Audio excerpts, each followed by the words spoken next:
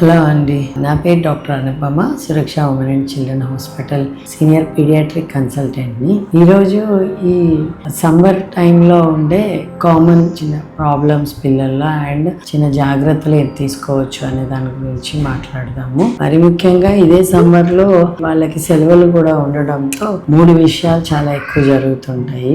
40 డిగ్రీల పైన ఉండే మండుటెండల్లో వీళ్ళు ఎంత చెప్పినా పిల్లలు కాబట్టి ఆ ఎండలో బయట ఆడటం ఒకటి, ఇంకొకటి చల్ల పదార్థాలు తల్లిదండ్రులకు తెలిసి తెలియకుండా వేడిగానే ఉంది కదా అని వాళ్ళకి చల్ల పదార్థాలన్నీ ఇవ్వటము, cool drinks, ice creams, fruit juices బయటవి ఇచ్చేవి, అలాంటివన్నీ ఫ్రిడ్జ్లో పెట్టిన ఫ్రూట్స్, ఫ్రిడ్జ్లో పెట్టిన స్వీట్స్ అవన్నీ తినిపించటము అదొకటి. అండ్ ఇంకొకటి ఖాళీగా ఉన్నారు సెలవులు కాబట్టి ఇలా బయటకు వెళ్ళి బయటకి తినిపించడం, ఈ బేకరీ ఫుడ్స్ కానీ చాట్ బండార్సి కానీ బయట వీటిలో పెట్టే ప్రొటెక్షన్ లేని పదార్థాలు తినిపించడం, ఈ 3 చాలా ముఖ్యంగా అవాయిడ్ చేసిన విషయాలు. ఎందుకంటే యాజ్ యూ నో ఎండల్లో బయట తిరిగినప్పుడు పిల్లలకే కాదు పెద్దవాళ్ళకే హీట్ స్ట్రోక్స్ అంటారు. వడదెబ్బలాగా ఏ కారణం లేకుండా హై జ్వరం నుంచి దాంట్లోనే సివియర్ డిహైడ్రేషన్ అనటం, సివియర్గా నీరంతా పోయినట్లు అనిపించి సడన్గా షాక్లో వెళ్ళడం అవి కూడా ఉంటాయి. అందుకని వీళ్ళంత వరకు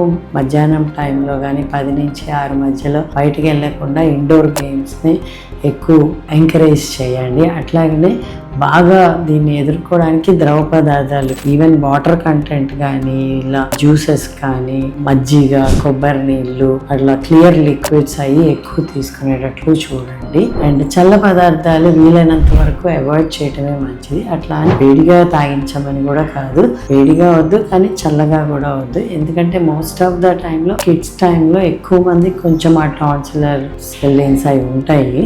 దాంతో సివియర్ థ్రోట్ ఇన్ఫెక్షన్స్, ఎండాకాలంలో కూడా దగ్గు జలుబులు, కొంతమందికి కొంచెం చల్ల పదార్థాలతో ఇలా బ్రాంకైటిస్ అలా వచ్చే ఆయాసం ప్రాబ్లం వచ్చే ఉంటుంది. అది ఎండాకాలమైనా మీరు చల్ల ఇట్లా ఐస్ క్రీమ్స్, ఐస్ గడ్డలు అలాంటివి తీసుకుంటే పిల్లలు వచ్చే అవకాశం ఉంటుంది. సో అవి పూర్తిగా వీలైనంత వరకు చల్ల పదార్థాలు అవాయిడ్ చేయడం మంచిది.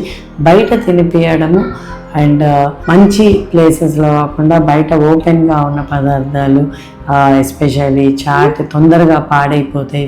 ఆహార పదార్థాలు కానీ జ్యూసులు లాంటివి కానీ ఏమైనా తొందరగా పాడైపోతాయి ఎండాకాలం.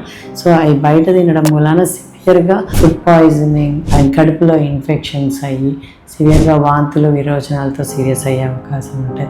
సో బయట తినిపించడం కూడా వీలైనంతగా అవాయిడ్ చేసి మంచి ప్లేస్లో మంచిగా ప్రొటెక్టెడ్ తయారుగా చేసే పదార్థాలు తినిపించాలి. నమస్తే.